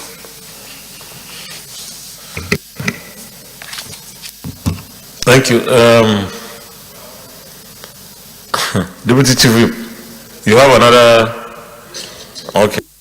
Sir, in this same section 17, if we look at 17(3)(f), it says children, young persons, the aged are protected against any exploitation whatsoever and against moral and material neglect.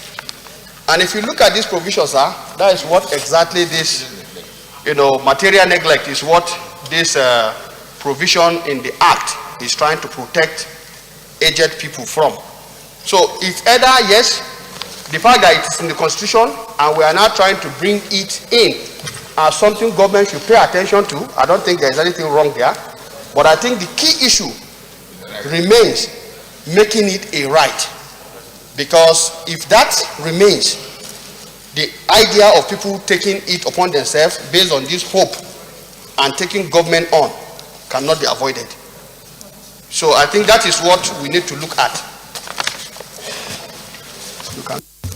So now there is a motion on the floor that we expunge this clause.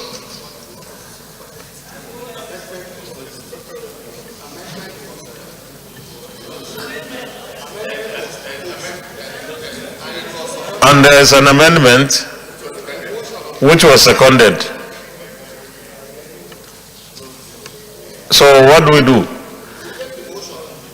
Should I, because we have to close by 1 o'clock anyway. Senator Aishatu.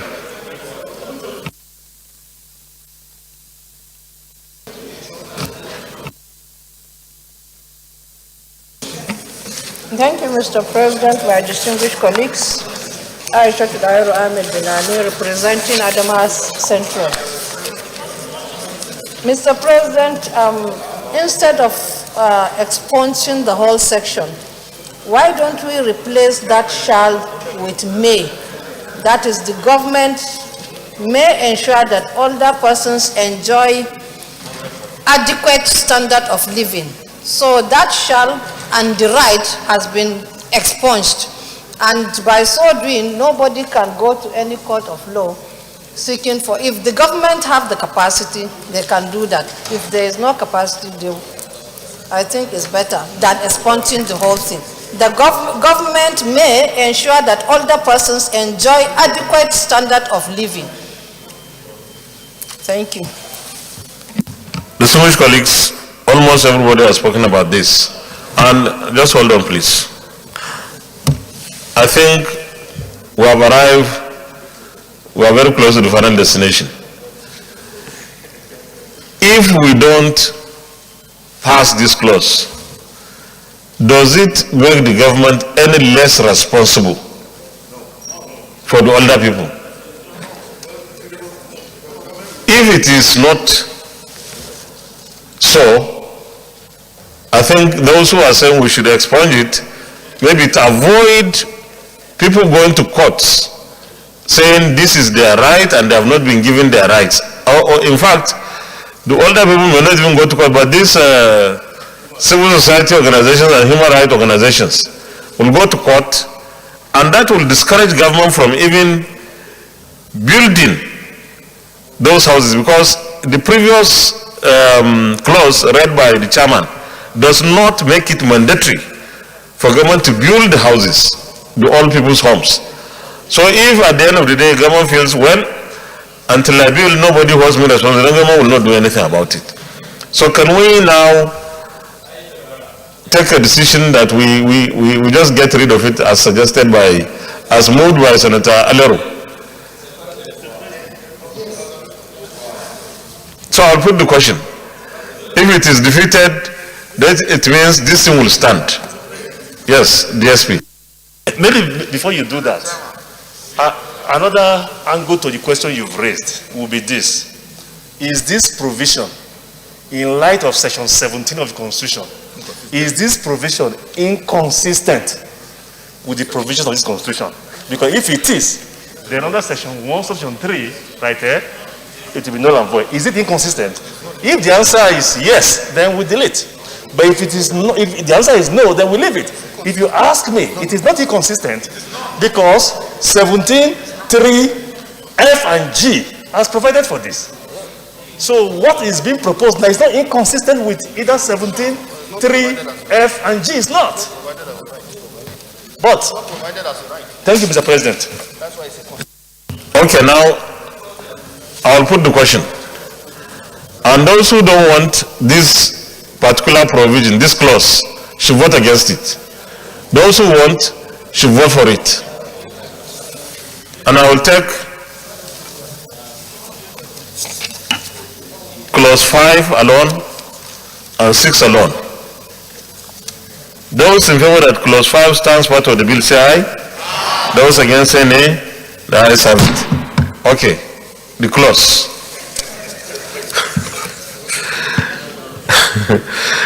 Clause 6. Those in favor that clause 6 stands part of the bill say aye. Those against say nay. The ayes have it. If somebody goes to court, then we'll bring it back and amend it. Clauses 7, 8, 9, and 10. Those in favor that clauses 7, 8, 9, and 10 stand part of the bill say aye. Those against say nay. The ayes have it. Clauses 11, 12, and 13. Those in favor that clauses 11, 12, and 13 stand part of the bill say aye. Those against say nay. The ayes have it. Clause 14 to 20. Clauses 14, 15, 16, 17, 18, and 19, 20. Those in favor that clauses 14 to 20 stand part of the bill say aye. Those against say nay. The ayes have it.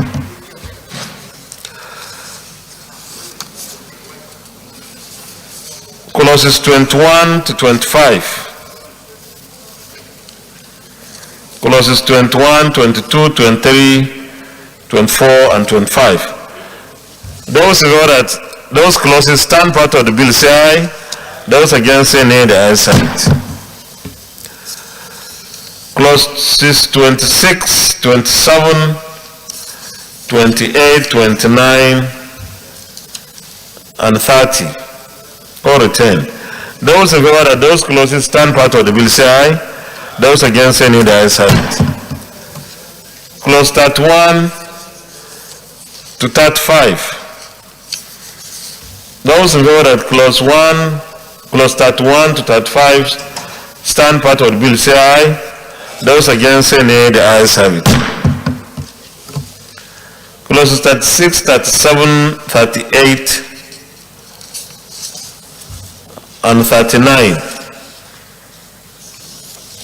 Those in favor that those clauses stand part of the bill say aye.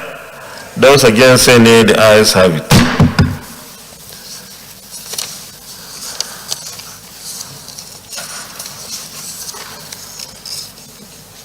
Clauses 40, clause 41. Those in favor that clause 41 stands part of the bill say aye. Those against say nay. The ayes have it.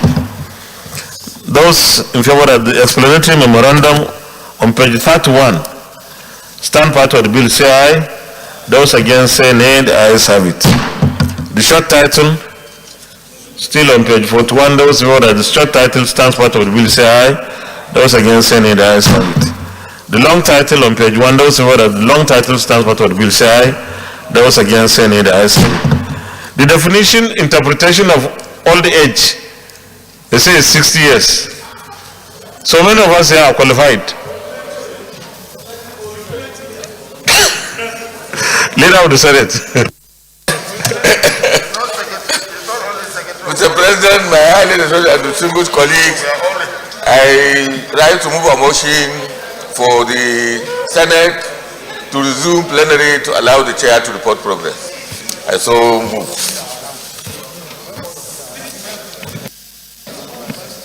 Mr. Chairman, this microphone is short. Mr. Chairman, after a diligent consideration of this bill, I second that the Senate revert to plenary to report progress. Distinguished colleagues, those in favor that the Senate reverts to plenary for the chair to report progress say aye. Those against say nay. The ayes have it.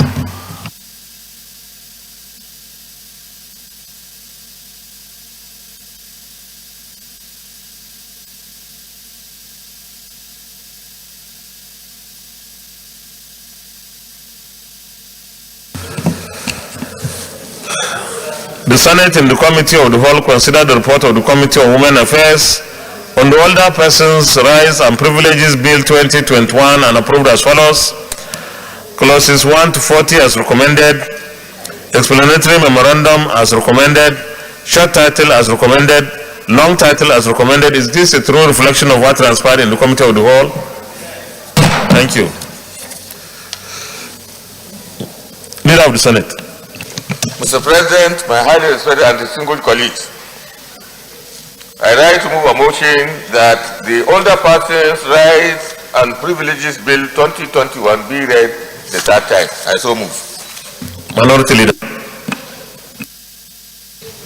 Mr. President, I rise to second the motion that's moved. Distinguished colleagues, those in favor of the motion that the bill be now read a third time say aye.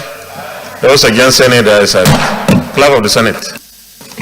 Mr. President, distinguished senators, a bill for an act to provide certain rights and privileges for older persons in order to ensure health and economic reliefs and protection for their social and civil rights and for other related matters, 2021 SB 114, third reading. A bill for an act to provide certain rights and privileges for older persons in order to ensure health and economic reliefs and protection for their social and civil rights and for other related matters, 2021, third reading taken, and the bill is passed. Thank you very much, distinguished colleagues, and congratulations to our committee and the sponsor of the bill. Leader of the Senate.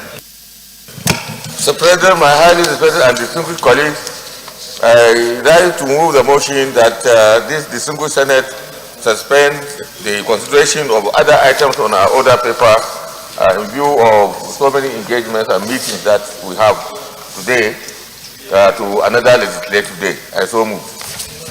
Minority Leader. Mr. President, I gladly rise to second this motion that the Senate suspend the remaining items on the order paper for another legislative day. I so second. Distinguished colleagues, those in favor of the motion that the Senate stands down the consideration of the remaining items on the order paper till another legislative day say aye. Those against say nay. The ayes have it. Leader of the Senate. Mr. President, in view of the motion that has been carried to suspend all other items to the legislative day, we have now come to the conclusion of our session for the day. I therefore move for adjournment of the session of the day to Wednesday, 3rd March 2021 at 10 a.m. prompt. I so move. Minority Leader. Mr. President, I rise to second the motion as moved by the leader. Distinguished colleagues, before I put the question, there is a letter signed by distinguished Senator Kabir Gaya, Kano South. Your Excellency, reminder invitation to INEC special presentation. This is to mind, Your Excellency, of the meeting of the Joint Senate and House Committee on Independent National Electoral Commission, INEC, and electoral matters to receive a special delegation led by the INEC chairman on a presentation on the state of voter access to polling units in Nigeria. The presentation is scheduled to hold as follows: Tuesday, 2nd March 2021, venue conference room 022, New Senate Building, time 1:30 p.m. Your Excellency is to kindly grace the occasion as a special guest of honor and also deliver a keynote address. Distinguished senators are invited to the presentation as issues that concern their constituencies will be highlighted and their inputs will add credence to the proceedings at the presentation. Please accept the assurances of the Joint Committee's high regards. Thank you. Signed, Distinguished Senator Kabir Gaya, Chairman INEC, Kano South. Distinguished colleagues, those in favor of the motion moved by the leader and seconded by the minority leader that the Senate do adjourn till tomorrow, Wednesday, the 3rd day of March 2021 at 10 a.m. from say aye.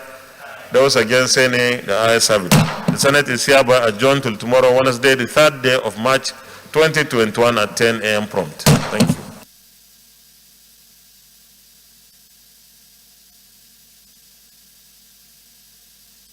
you.